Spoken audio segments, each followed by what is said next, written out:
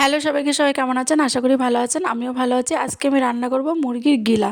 তো বেশ কিছুটা পরিমাণে গিলা নিয়ে নিয়েছি। ওখানে আমি ভালো করে ধুয়ে টুয়ে কেটে নিয়েছি।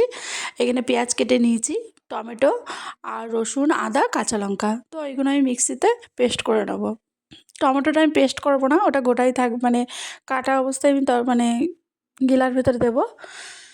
এখন আমি আদা, রসুন, কাঁচা লঙ্কা আর অল্প একটুখানি পেঁয়াজ বেটে নেব, মানে মিক্সিতে পেস্ট করে নেব। এদিকে আমি গিলার মধ্যে দিয়ে দিলাম দই, লবণ আর হলুদ দিয়ে আমি ভালো করে মাখিয়ে নেব। এত ঠান্ডা লেগে গেছে কি বলবো। দিয়ে ভালো করে আমি মাখিয়ে নিলাম। মাখিয়ে একটু আমি রেখে দেবো।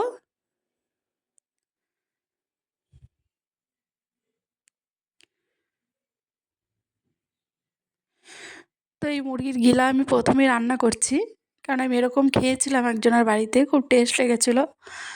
তো তারই রেসিপি। এবার আমি এর ভিতর দিয়ে দিলাম ধনের গুঁড়ো, জিরের গুঁড়ো আর গুঁড়ো লঙ্কা। আর এদিকে নিয়ে নিলাম আমি কাঁচা লঙ্কা, রসুন, আদা বাটা আর পেঁয়াজ বাটা দিয়ে ভালো করে মাখিয়ে নেব।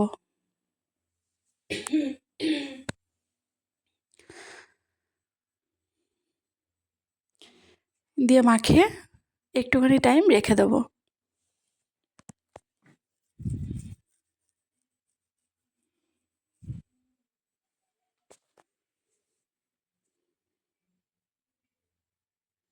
টমেটোটাও দিয়ে দিলাম, দিয়ে মাখিয়ে নেব।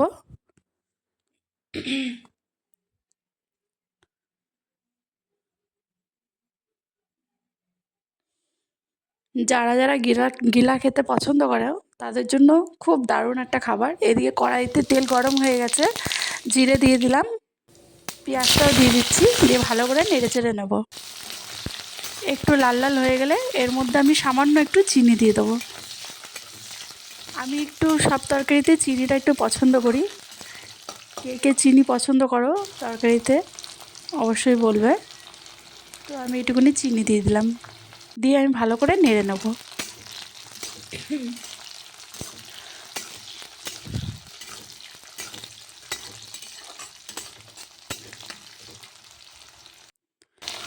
এবার ভালো করে নেড়ে চেড়ে এবারে গিলাটা আমি এর ভিতরে দিয়ে দেবো, যেটা আমি পুরো মাখিয়ে রেখে দিয়েছিলাম।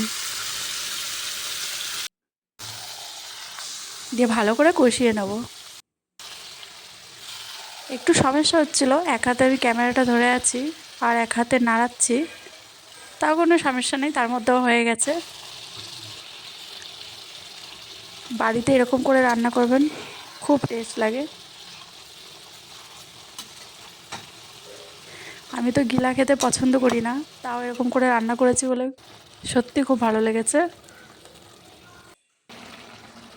দেখুন অটোমেটিকই এর ভিতর থেকে তেল বেরিয়ে গেছে, যেহেতু গিলার মধ্যে অনেক তেল থাকে, মুরগির চর্বিটা লেগে থাকে গিলার ভিতরে।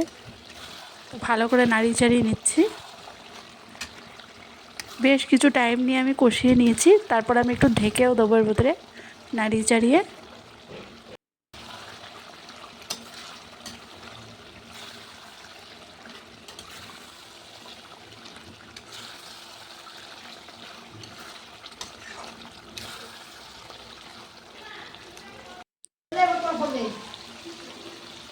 আমি একটু ঢেকে দেবো, দিয়ে ঢাকনাটা তুলে দিলাম। দেখুন জাস্ট কালারটা দেখুন কত সুন্দর। দেখতে যেরকম লেগেছে জানি না কীরকম লেগেছে, কিন্তু খেতে কিন্তু দারুণ লেগেছে, দেখতেও খুব সুন্দর হয়েছিল।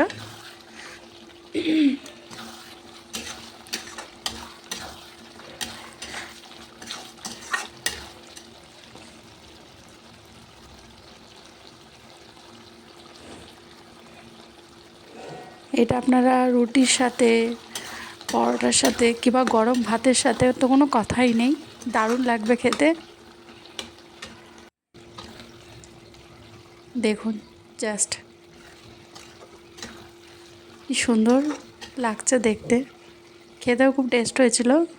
আমি একটু গিলাটাকে ছোট ছোট করে কেটে নিয়েছিলাম, আপনারাও চাই মানে ছোট ছোট করে কেটে নেবেন, তাহলে ভালো হয়। যেহেতু ওইটা একটু মানে কচকচে টাইপের তো, মানে আর ওটা ছোটো ছোটো করে কেটে রাখলে ওইটার ভিতরে মশলাটা খুব সুন্দর ঢোকে।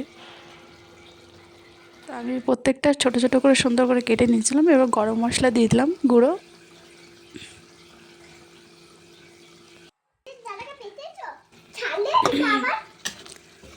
দিয়ে ভালো করে নাড়িয়ে চাড়িয়ে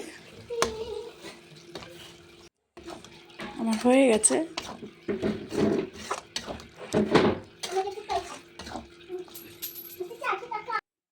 বাটিতে ঢেলে পরিবেশন করুন গিলা কষা।